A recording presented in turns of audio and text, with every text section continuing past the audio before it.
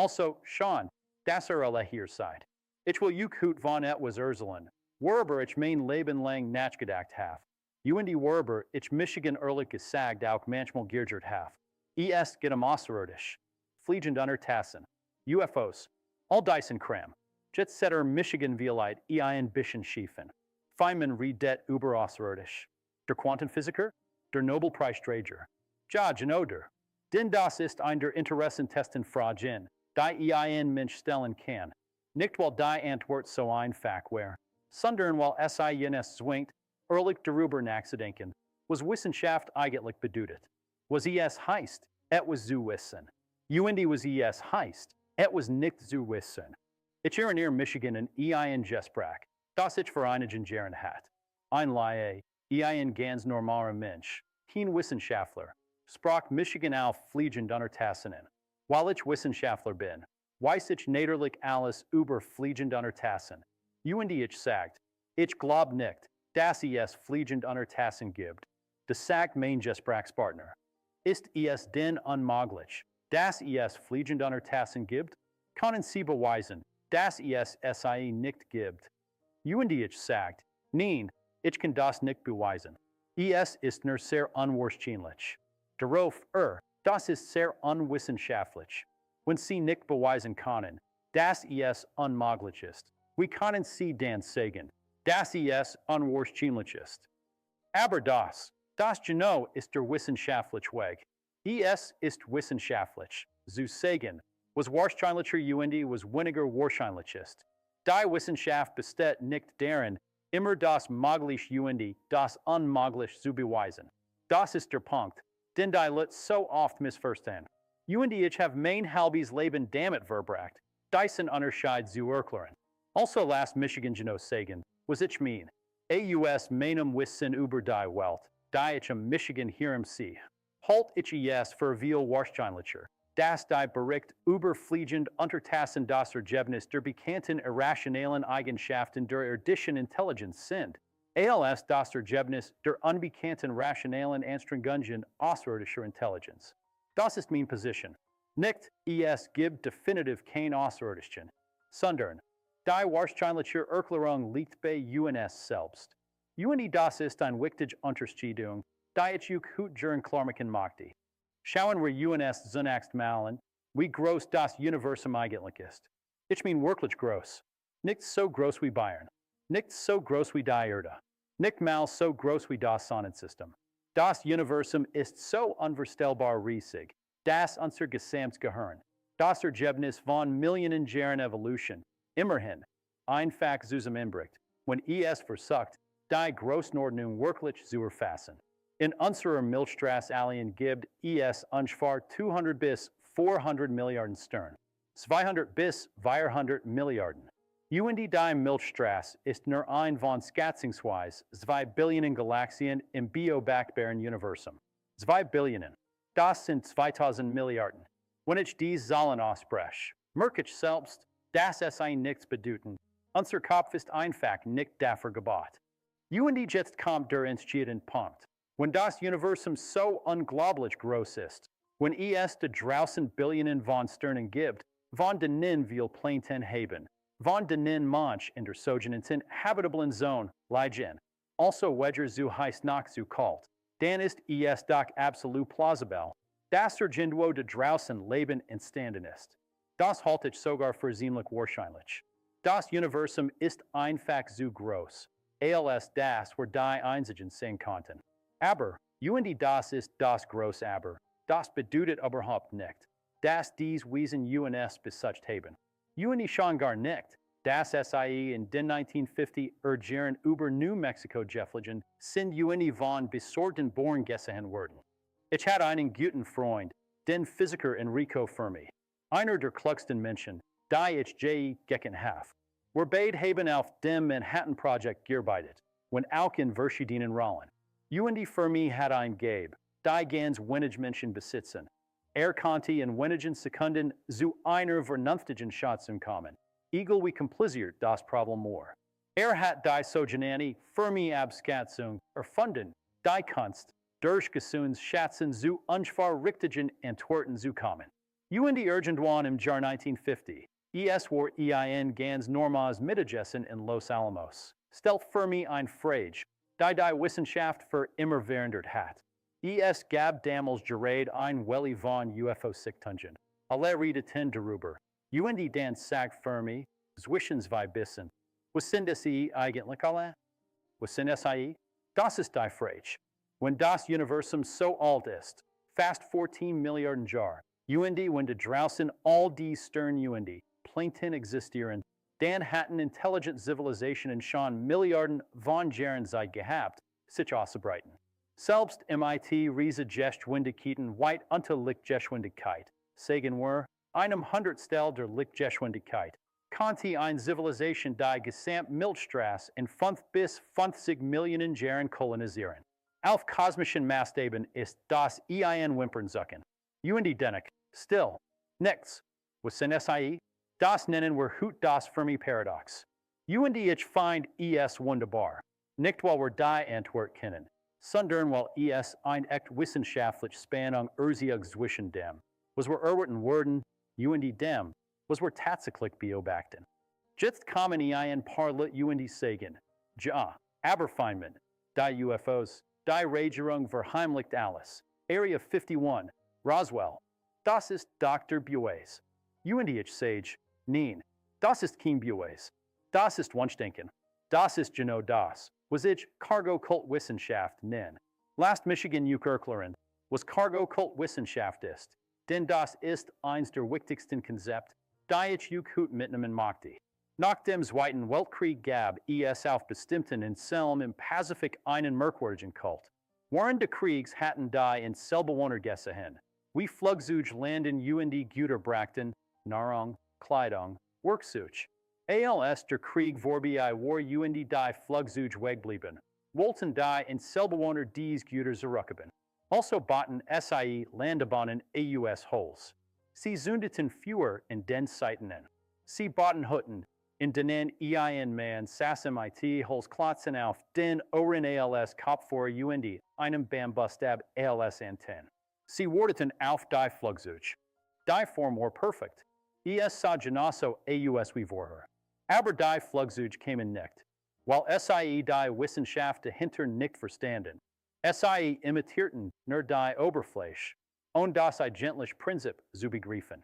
Und genau das passiert MIT, weil UFO-Forschern. Sie sehen Licht im Himmel. Sie machen Fotos. Sie sammeln Oxygen. Das sieht alles sehr wissenschaftlich aus. Sie haben Aktenordner, Tabellen, Konferenzen. Aber was fehlt, ist die eigentliche wissenschaftliche Integrität, die Bereitschaft, sich selbst zu tauschen, die eigene Theorie zu weiterlegen. Das erste Prinzip lautet, du darfst dich selbst nicht tauschen, und du bist die Person, die am leichtesten zu tauschen ist. Was bedeutet das konkret für die UFO-Frage?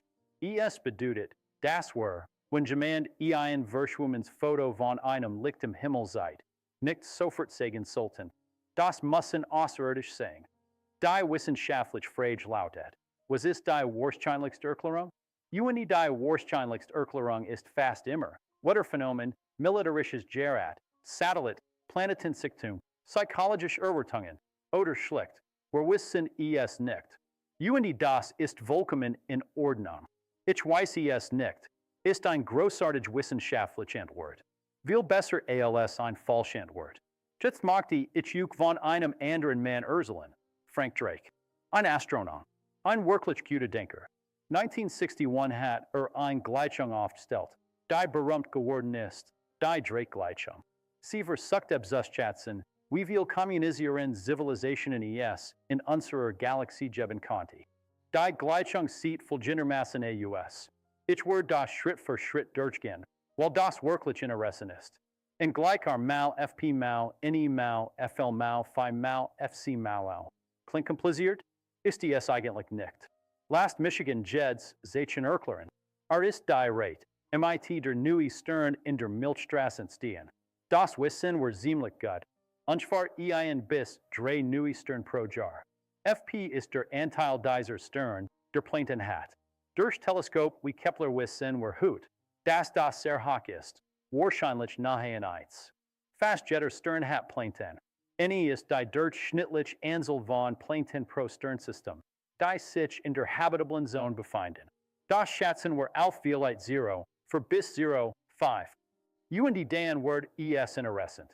FL ist der Anteil dieser Planeten auf den tatsächlich lebenden State.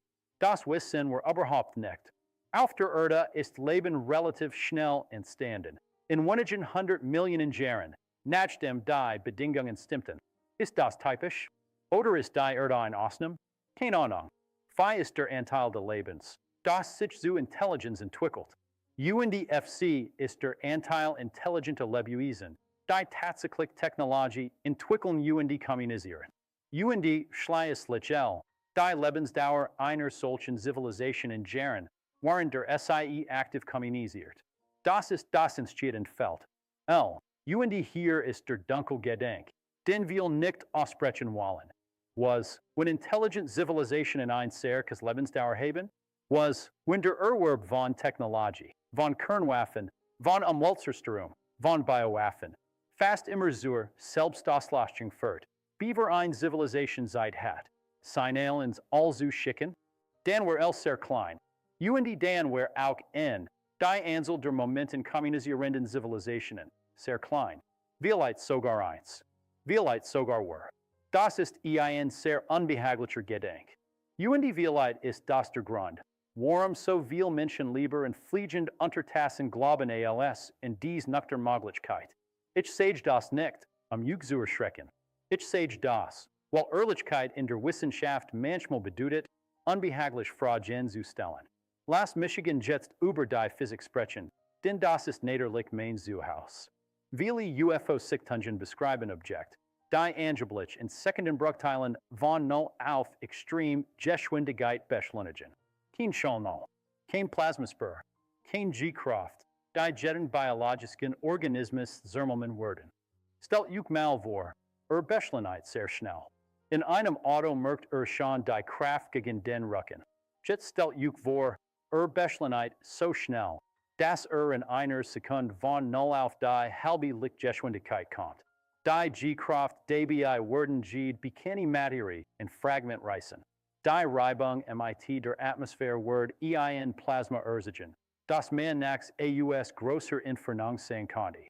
Die elektromagnetische Strahlung dabei war messbar. Aber nichts davon wird in diesen Berichten beschrieben. Nun, sagen die Enthusiasten, vielleicht haben die außerirdischen Technologie, die wir nicht verstehen. Vielleicht überwinden SIE die Lichtgeschwindigkeit. Vielleicht manipulieren SIE die Schwerkraft. Vielleicht. Und hier muss ich sehr direkt sagen, das ist keine Wissenschaft. Das ist Fantasie, verkleidet als Hypothesie. Eine Hypothesie muss falsifizierbar sein.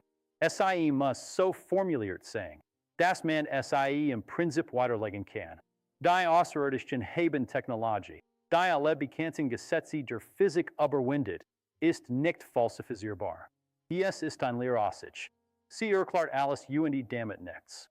Die Lichtgeschwindigkeit ist nicht ein technisch Hürde, die man genig Forschungsbudget überwinden kann. Sie ist ein fundamental Grenz der Realität. Das Licht bewegt sich nicht einfach zufällig 300.000 km pro Sekunde. Diese Geschwindigkeit ist in die Struktur von Raum und Zeit selbst eingebettet. Wenn man versucht, Mass auf Lichtgeschwindigkeit zu beschleunigen, braucht man unendlich viel Energie. Das ist nicht eine Engineering-Herausforderung. Das ist Mathematik. Aber angenommen, nur als Gedankenexperiment, es gäbe irgendwo eine Möglichkeit, diese Grenzen zu überwinden. Angenommen, eine sehr weit entwickelte Zivilisation hat eine Technologie, die wir uns nicht vorstellen können. Dann müssen wir immer noch die Frage stellen, warum kommen SIE hier? Warum diese Erde? Warum jetzt? Warum heimlich? Warum sagen SIE sich nur Einzelpersonen in abgelegenen Gebieten, bei einer UN-Versammlung? Warum hinterlassen SIE kein eindeutigen, wiederholbaren, wissenschaftlich messbaren Beweis? Wenn eine Zivilisation die Technologie hat, interstellar zu reisen, hat SIE auch die Technologie, sich eindeutig zu identifizieren. Der Mangel an eindeutigen Beweisen ist selbst ein Datenpunkt. Es gibt eine wunderschöne Analogie, die ich gern verwende. Stelt juk vor, taucht ein Glas in den Ozean. Und sieht keinen Fisch hieraus. Bedeutet das es kein Fisch im Ozean gibt? Natürlich nicht. Wir haben das SETI-Programm betrieben.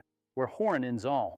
Wir haben in einem winzigen Ausschnitt des Universums gelauscht. Die still bedeutet nicht, dass da draußen nichts ist. Sie bedeutet nur, dass wir es noch nicht gefunden haben. Das ist ein wichtiger Unterschied. Wir haben kein Beweis gefunden, ist nicht dasselbe wie es gibt kein Beweis. Das Fehlen von Beweisen ist kein Beweis für das Fehlen. Diese Formulierung ist tatsächlich einer der Grundsätze, die ich immer wieder betone. Aber, das ist entscheidend. Das Fehlen von Beweisen erlaubt uns auch nicht, einfach zu behaupten, was wir wollen. Die Symmetrie muss stimmen. Wenn wir sagen, das Fehlen von Beweisen bedeutet nicht, dass es kein Außerirdischen gibt, dann bedeutet es genauso wenig, dass es welche gibt. Wir befinden uns im Zustand der Unwissenheit. Das ist vollkommen ehrlich. Jetzt möchte ich über etwas Persönlicher sprechen. Über mein eigenes Verhaltnis zu diesen Fragen. Die Fragen, die wir stellen, sind genauso wichtig wie die Antworten, die wir finden. Die Frage, sind wir allein im Universum, ist eine der tiefgründigsten, ergreifendsten, bedeutendsten Fragen, die ein Mensch stellen kann. Sie beruht unser Verständnis von Leben, von Bewusstsein, von unserem Platz in der Schöpfung. Ich finde diese Frage wunderschön. Ich finde es traurig, wenn SIE von schlechter Wissenschaft die Sensationslust beschmutzt wird. Denn wenn wir MIT verschwimmen in Fotos die Verschwörungstheorien zufrieden sind, verlieren wir die echt Neugier. Die echt wissenschaftliche Neugier, die dazu geführt hat, dass wir Exoplaneten entdeckt haben. Die echt Neugier, die hinter welchem Teleskopen steckt, die hut die Atmosphären ferner Planeten aufzeichnen von Leben untersuchen.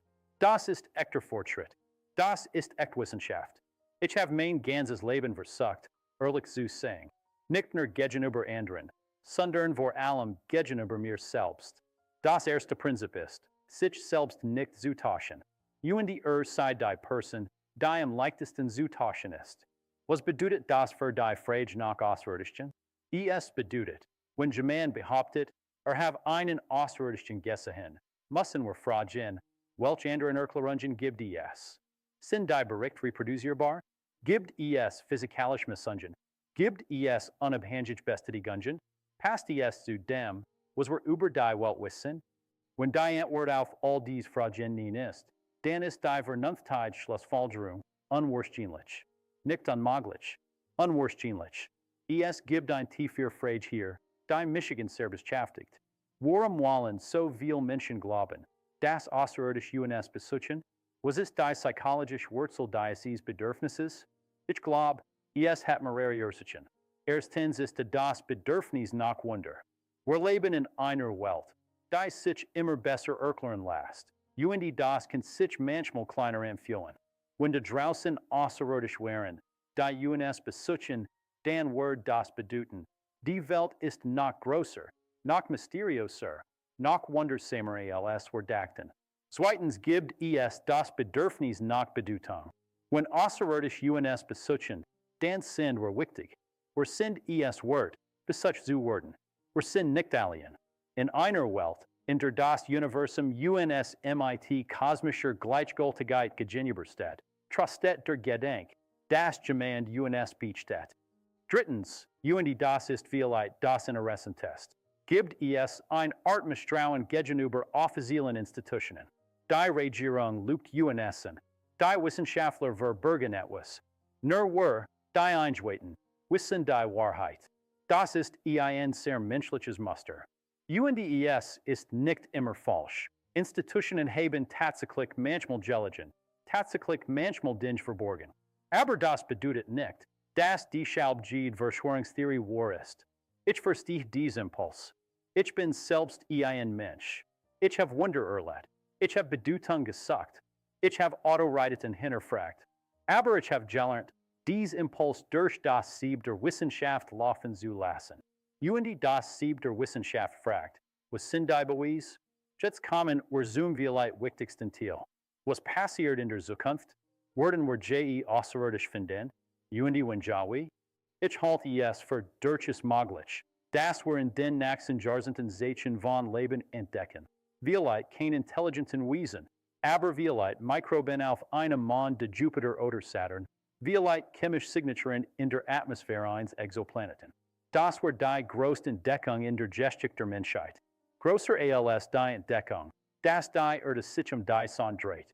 Größer als die Entwicklung der Quantenmechanik. Aber diese Entdeckung wird nicht durch Verschwommen-Fotos kommen. Sie wird durch die geduldig, rigorose Arbeit von Wissenschaftlern kommen, die Spektrographen auswerten, Atmosphären analysieren, Signal aus dem All filtern. Sie wird durch Beweis kommen, die reproduzierbar, messbar und überprüfbar sind. Und wenn diese Entdeckung kommt, wenn wir wirklich Zeichen von Leben da draußen finden, dann wird es einer der seltenen Momente sein, in denen die Realität noch erstaunlicher ist als jede Fantasie.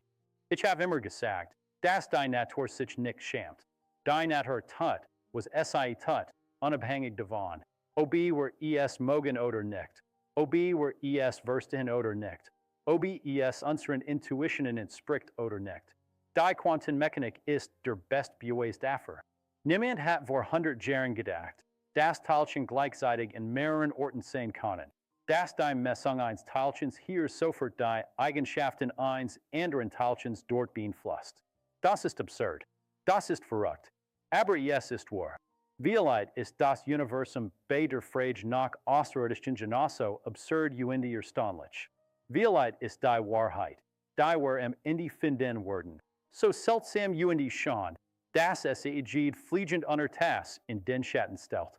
Das wird Michigan wirklich freuen. Aber diese Wahrheit zu finden erfordert Ehrlichkeit, Rigorosität, die Bereitschaft, falsch zu liegen und es zu korrigieren. Die Bereitschaft, unbehaglich Fragen zu stellen und auf bequem Antworten zu verzichten. Also, was nimmt Hut MIT nach Hause? Erstens, es ist vollkommen vernünftig zu sagen, das Leben irgendwo im Universum existiert. Das Universum ist zu groß, als das rein Spekulation wäre. Aber die Behauptung, dass dieses Leben hat uns besucht, bedarf starker Beweis, die wir nicht haben. Zweitens, das Fehlen von Beweisen für außerirdisch Besuch ist selbst ein bedeutsamer Datenpunkt. Das Fermi-Paradox ist real und verdient ernsthaft wissenschaftlich Auseinandersetzung. Nicht einfach Antworten wie die Regierung verheimlicht alles. Drittens, Wissenschaft bedeutet nicht, alle Möglichkeiten für gleich wahrscheinlich zu halten. Wissenschaft bedeutet, das Wahrscheinliche vom Unwahrscheinlicheren zu unterscheiden.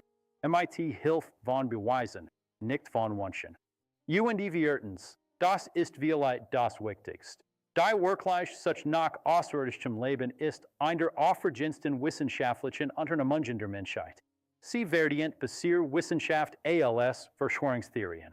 Sie verdient echt Neugier, echt Rigorosität, echten Mut, den Mut, nicht zu wissen, und trotzdem weiter zu suchen. Ich bin Physiker. Ich habe mein Leben damit verbracht, Fragen zu stellen, auf die ich keine Antwort wusste. Und ich kann auch sagen, es gibt keine schönere Erfahrung, als ein Frage zu haben, die man nicht beantworten kann. Solange man sie ehrlich stellt. Die Frage nach außerirdischem Leben ist ein solche Frage. Stellt sie, aber stellt sie richtig. Denke.